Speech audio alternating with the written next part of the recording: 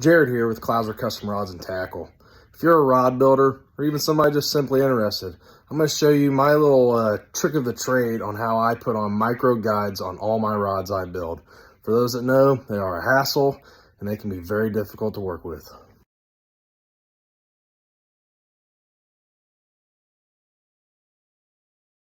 For this particular build, I'm using microwave air American tackle guides. Before you can put your guide on the rod, you first got to prep the guide foot. I'm going to show you how to do that.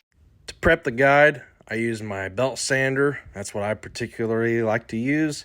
I'm going to sand the guide foot to taper it off at the end, so my thread transitions from the rod blank onto the guide foot much easier. That's step one. After tapering the top of the guide foot, a burr has been created.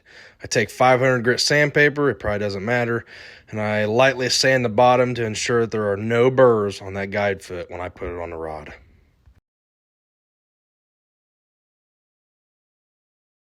So here's my little trick. On the right is a guide foot adhesive from Flex Coat, or if you don't have that, on the left is a hot glue stick that you use out of a hot glue gun. Heat your guide foot up, dip it on that, and place it on the rod. Here's a little tool I made myself. I have my torch and I heated up a Flex Coat guide adhesive, stuck it to the torch, that way I always have it ready to use. So now that your guide is tapered off from either a file or myself using a sander, heat the guide foot 3 to 5 seconds, dip it in the Flex Coat adhesive, make sure I get a nice layer on there. I'm going to heat the guide foot back up real quickly, and you're going to set that guide foot right on the rod blank in the position that you want it.